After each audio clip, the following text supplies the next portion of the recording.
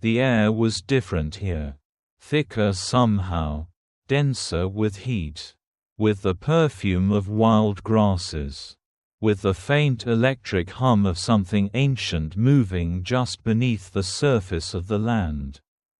Elena Morgan stepped off the old jeep and onto the dry earth, her boots crunching against the red soil of South Africa for the first time. The wind, warm and dry, brushed her face like an unseen hand. In the distance, a line of acacia trees wavered in the heat. Behind them, endless wilderness stretched to the horizon. She adjusted her backpack and looked around the modest compound of the wildlife reserve. A few simple buildings, some fencing, the faint glint of solar panels on one roof.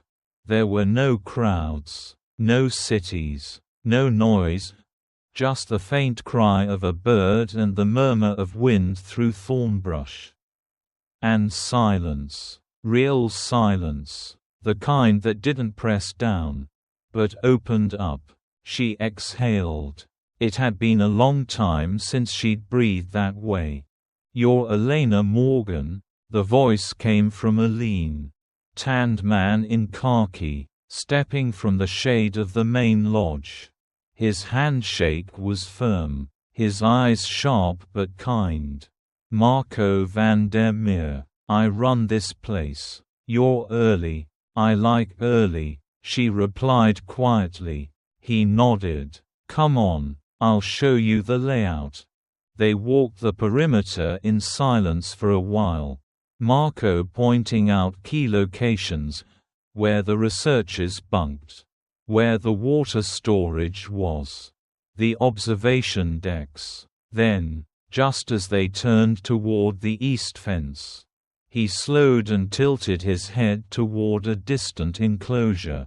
"You'll want to know about that one," he said, "but I'll say this first. Don't go in. Don't try to touch him. Don't try to make friends." Elena followed his gaze. At the far end of the compound, past a thin stand of fever trees, was a wide open space encased in low fencing that blended almost seamlessly with the terrain. It wasn't a cage, not really, more like a threshold. Inside, a sleek shape moved in the shade. A leopard. The coat was gold-dusted with obsidian rosettes, taut muscles flowing under it like silk over steel. The creature moved with effortless grace, stalking along the stones, ears flicking, eyes ever watching, even from a distance. He radiated wildness, the kind that didn't fade in captivity, because it had never known it. "That's Taji," Marco said. "Mother was poached when he was just a few weeks old. We found him starving in a hollow. Raised him here, but he's never really softened. Doesn't tolerate most people, never bonded." Elena said nothing. She was watching the leopard's eyes. Taji had stopped walking. He had seen her. Their eyes met across the distance. No bars, no barriers, just air and that strange, pulsing moment between two beings who had forgotten how to trust. There was no curiosity in Taji's stare. No fear either. Just awareness. And something else. Something Elena felt like a mirror flashing sunlight into her own soul. Aloneness. Not the same kind, but kindred. She knew that look, had worn it herself. In the sterile halls of hospitals. In the quiet apartment filled with photos and no voices. In the months after her brother's accident. The same hollow, steady defiance. "I'm still here," the eyes seemed to say. "But don't ask me why. I'll remember," Elena said softly. Not to touch him. Marco gave a faint nod and walked on. But Elena remained a few seconds longer. Taji did not move. The wind shifted. They stared at each other as the trees whispered. Then, just like that, he turned away. Later, after dinner and orientation, Elena sat on the edge of her bunk with her journal open and untouched. Her pen rested beside it. Her eyes were on the window. On the dusk swallowing the savannah one golden inch at a time. She had come here to heal. To get away from the things that haunted her. Hospital beeping. Grief counselors. The cold hands of guilt wrapped tight around her ribs. She hadn't expected to find recognition in a leopard's eyes. And yet, she couldn't shake it. Not fear, not beauty, recognition. That night, in the cool dark, she rose once, drawn by instinct rather than reason.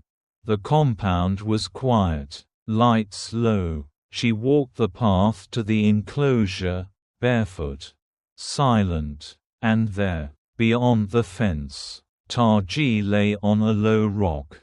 Eyes half-lidded under the moonlight. She didn't call to him.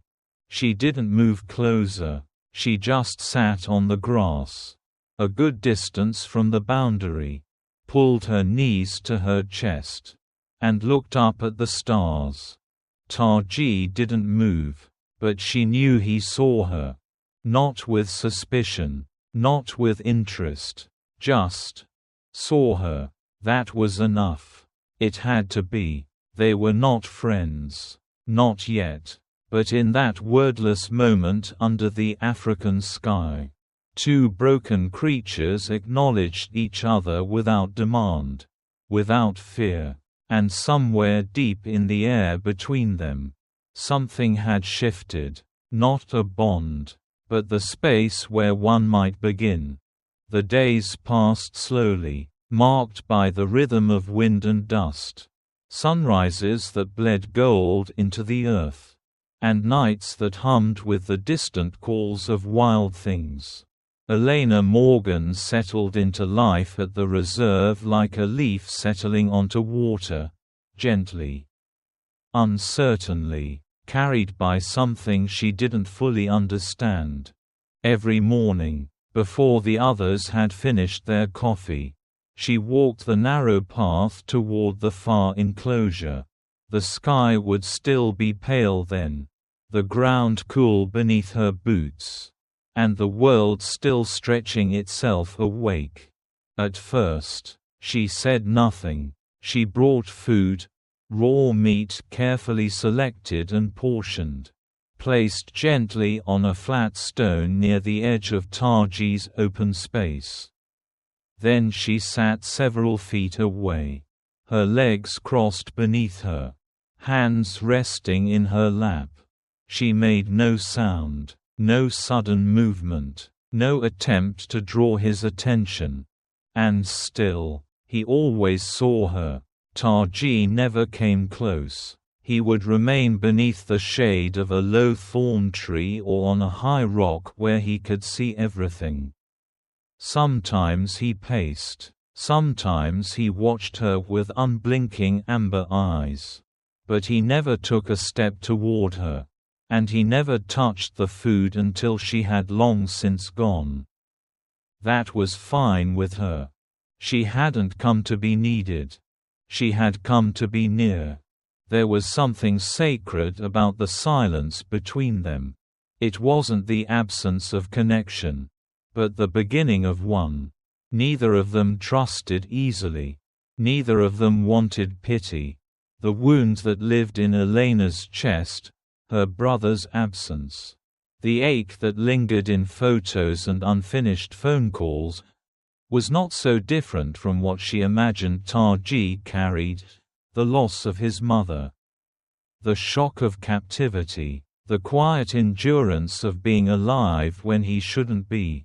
They were both survivors, wearing their survival like a second skin, tough, quiet, marked by unseen scars. And so, every day, she came. She would sit by the fence, sometimes reading in a low voice, though never too loud. Other days she said nothing at all, simply letting the sun warm her shoulders while the breeze brushed her cheek and the leopard's presence settled in the corner of her awareness like a heartbeat. The staff took notice. Of course. You know he doesn't care, right? One of the rangers asked her one afternoon.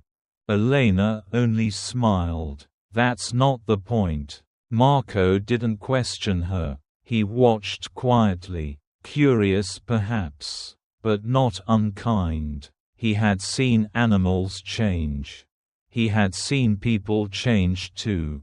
He knew better than to measure healing by distance crossed or food consumed.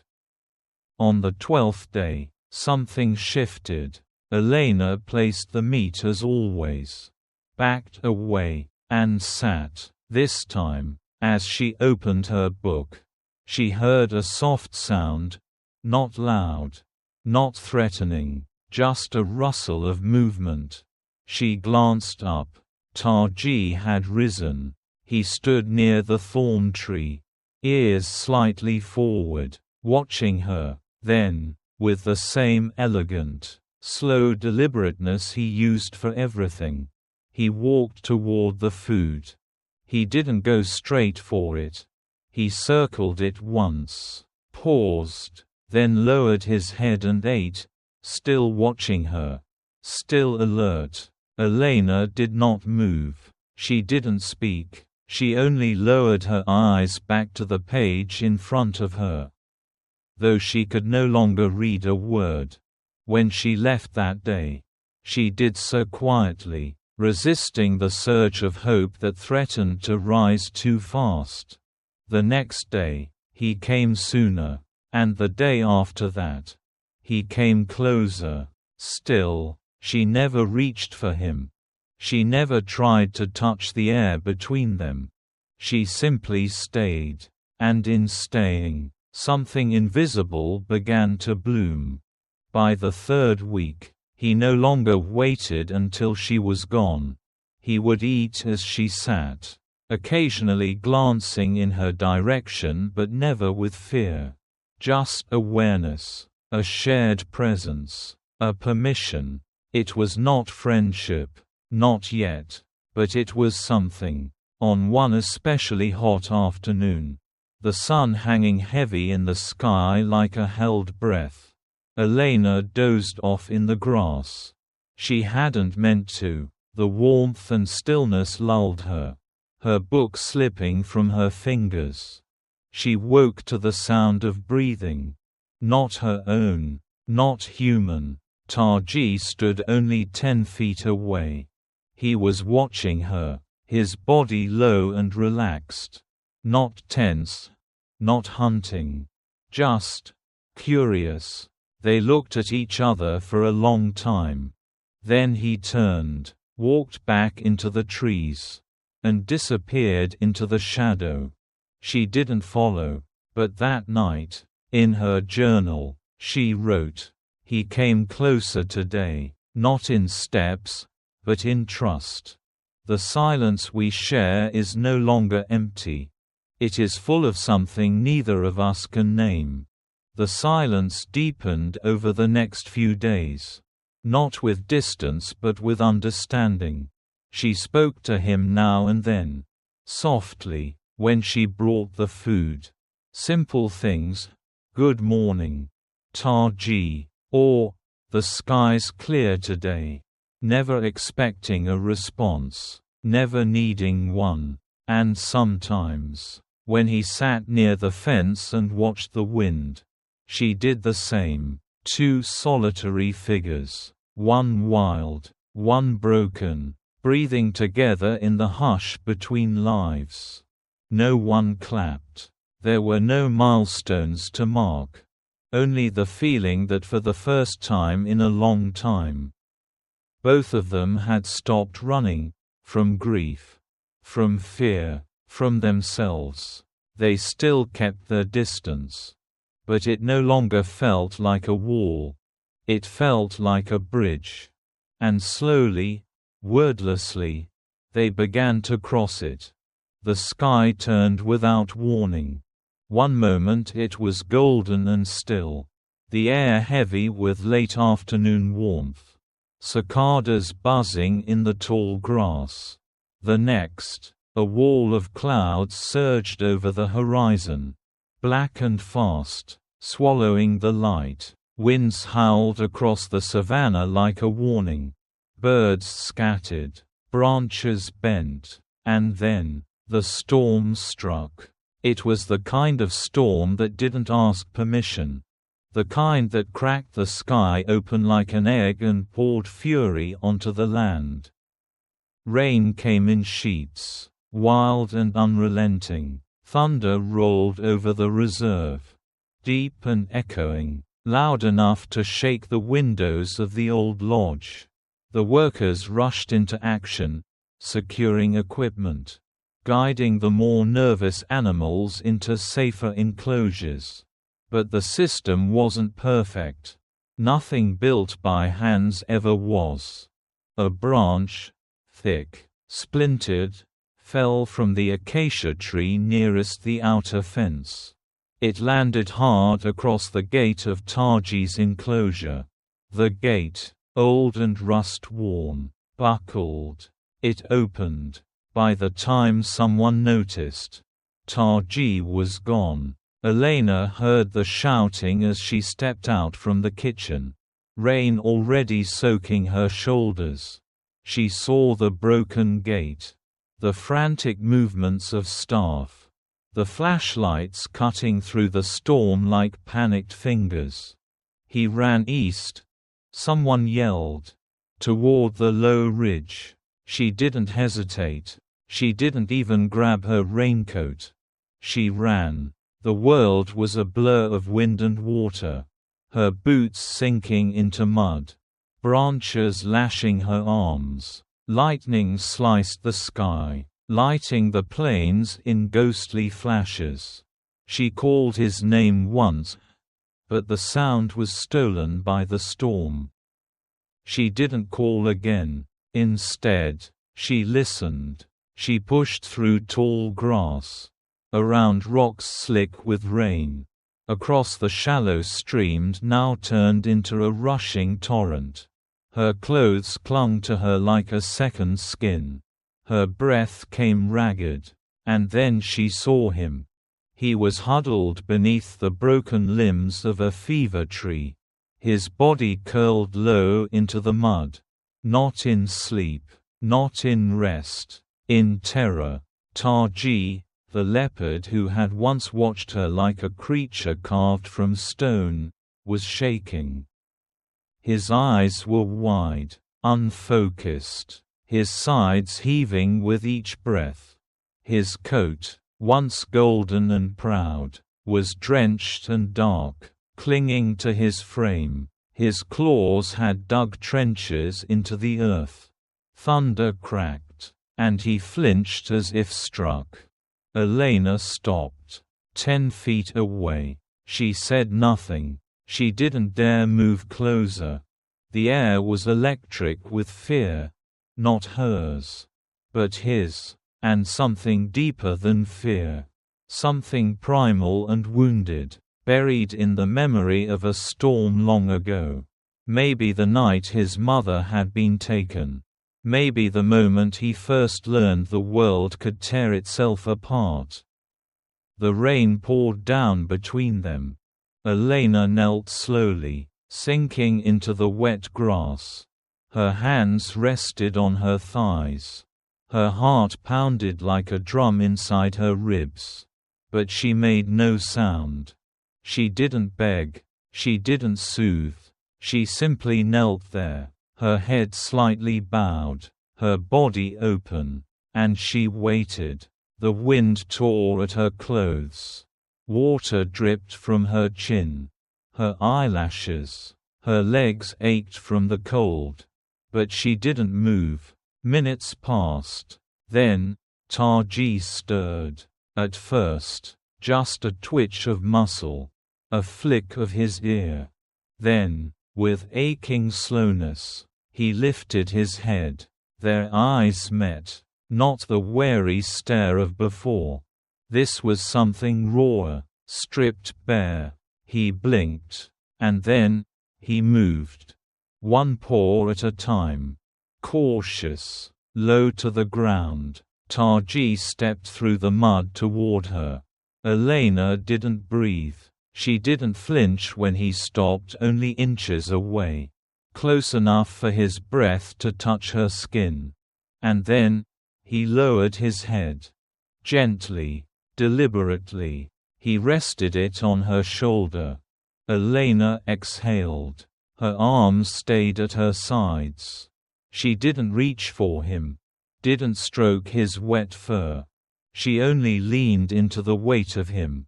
And for a long time, they stayed like that, in the storm, in the silence. Two broken beings who had learned, finally, that the world could be cruel, but not always. That not every touch meant pain. That not every closeness meant captivity. Tarji trembled once more, then settled. Elena closed her eyes. And in the sound of the rain, they both heard something else. A beginning.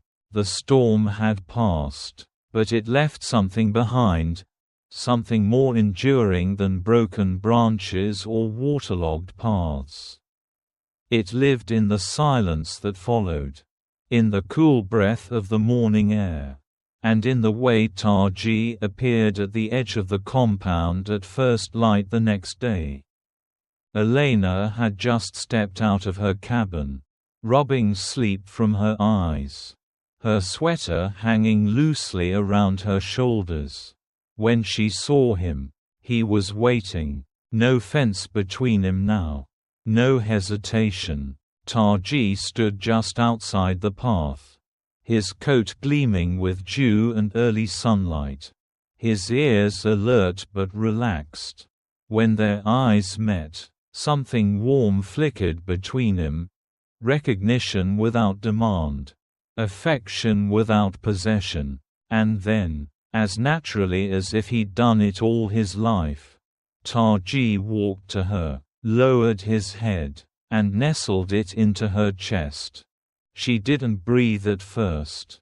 Her hands hovered mid-air, uncertain. Then she smiled, softly, carefully, and brought her arms around his massive shoulders. Her fingers tangled in the thick ruff of his neck. She leaned into the weight of him, and he made a low, soft rumble in his throat, something between a purr and a sigh. It was the sound of trust. Every morning after that, he came, sometimes before the sun had even cleared the hills. Elena would step into the pale orange light, and there he would be, waiting just beyond the last shadow.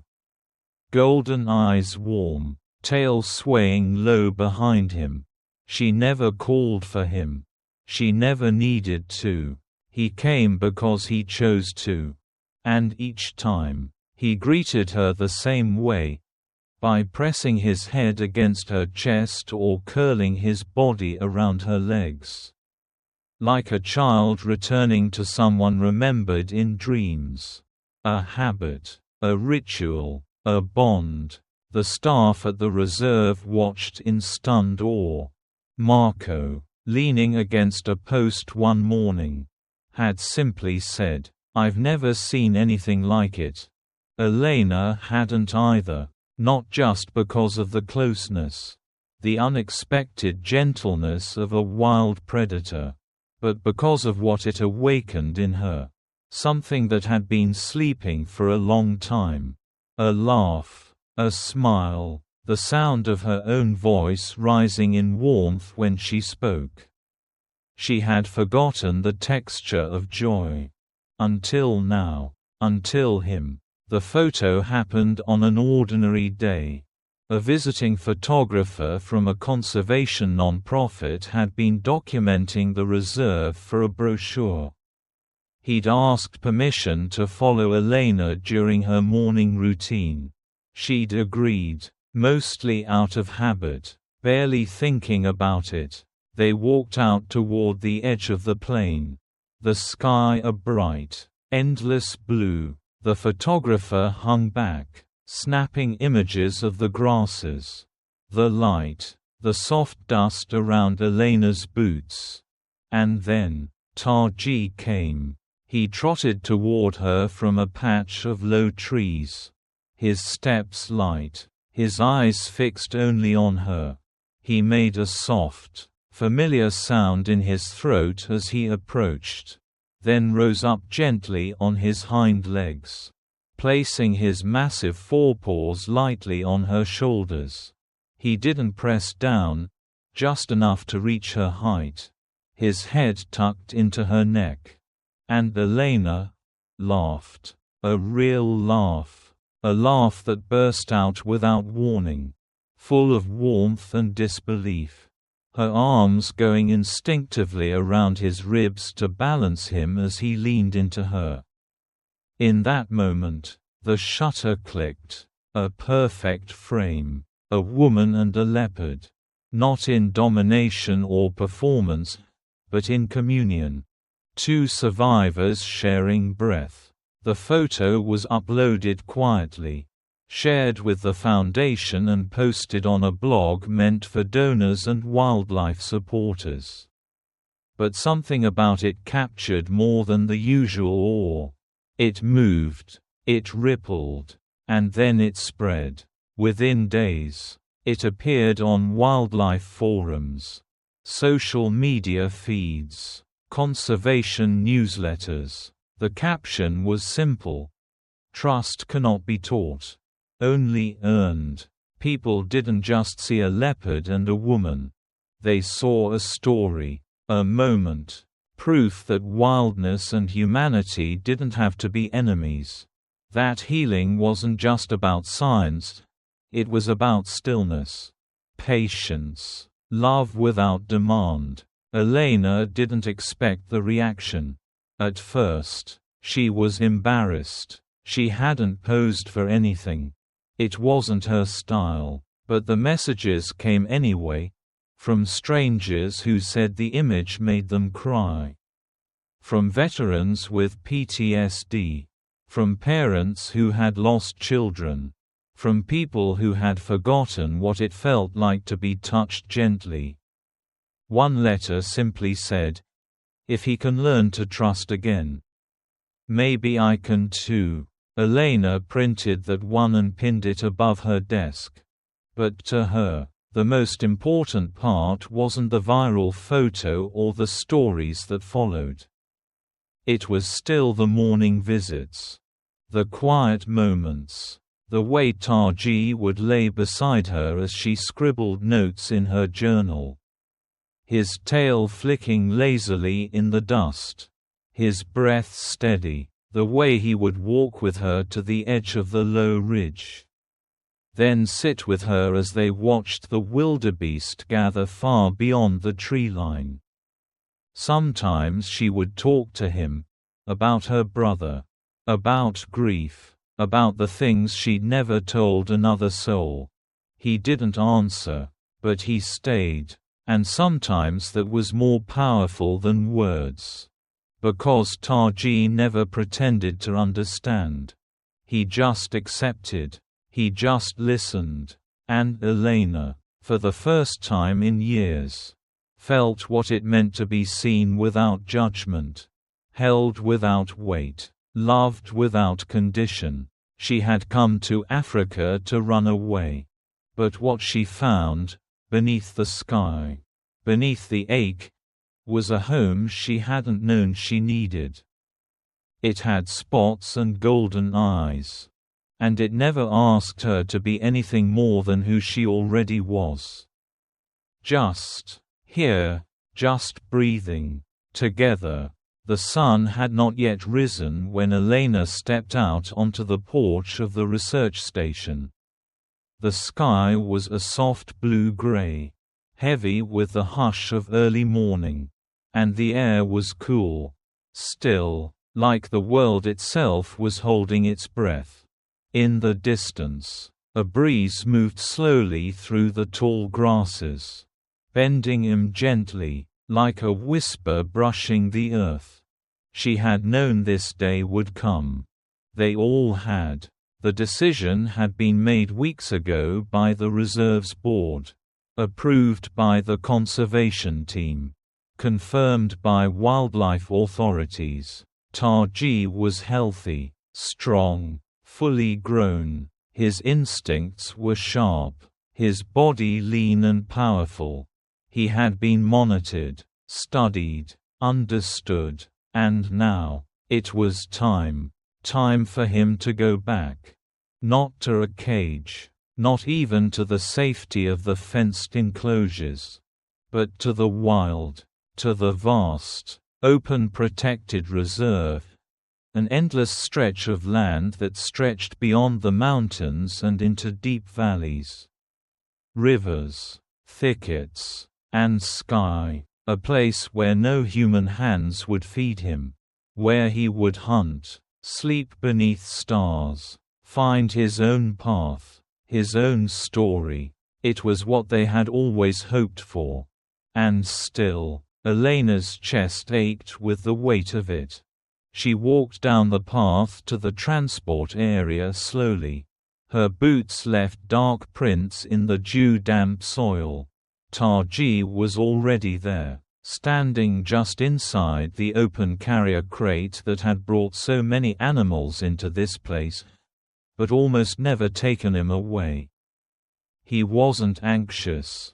He wasn't pacing.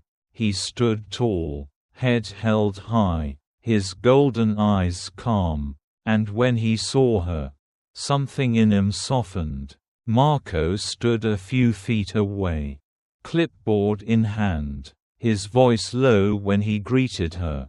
"He's ready," he said. "We're taking him to the drop gate on the southern edge. The wide valley. It's near the riverbanks. Plenty of prey. He'll do well." Elena nodded, her throat too tight to answer.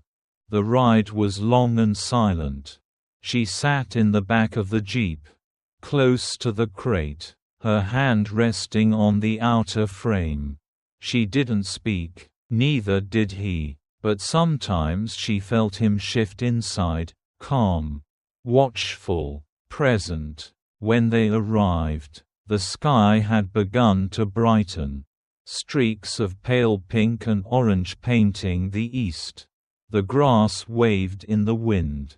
The land beyond the gate was endless, untouched, wild, open. The moment came too soon. Marco opened the crate's back panel and stepped away. The gate fell open with a soft clank. Taji stood still. He didn't bolt, didn't run. He stepped out slowly, like someone walking into memory. He took a few strides forward, sniffing the breeze, tasting the new air. Then he stopped, and turned. Elena stood alone behind him now, her arms loose at her sides, eyes rimmed with tears she hadn't let fall yet. Taji looked at her for a long time. Then, with a sudden movement, he turned and bounded back toward her. She didn't flinch. She didn't breathe. He reached her in seconds, his weight slamming into her like wind, like water, like everything she had been holding in for months. His forelegs wrapped around her waist in the closest thing to an embrace a leopard could give. His head pressed into her shoulder, hard and trembling. Elena fell to her knees, her arms around his neck.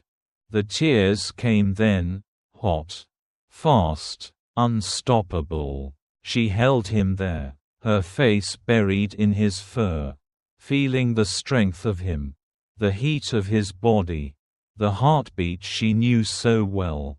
And then she whispered, her voice barely more than breath. "Go home, wild heart." Taji pulled back. He looked into her eyes that no longer carried the shadows of loss, but something freer, braver. Then he turned. Without another sound, he ran into the tall grasses, into the wind, into the wild that had always called to him. Elena stood and watched. She stayed there long after he disappeared. Long after the grass stilled and the sun rose and the jeep hummed back to life behind her. She didn't cry again, not because she wasn't grieving, but because she had been given something she hadn't thought possible. A goodbye without regret. She returned to the reserve alone. But something in her had shifted. Where once there had been silence, now there was a hum, a memory of breath shared in the rain, of laughter beneath spotted fur, of mornings when wildness pressed its head to her chest and told her, "You are not alone." And though she stayed behind, continuing her work, her research, her quiet life among the grasses and sky, there was a part of her that would always run beside him. Not captive, not tamed, just whole, healed, and free. Thank you for watching the video. If you enjoyed it, please comment 1. And if you didn't, just hit like. See you in the next videos.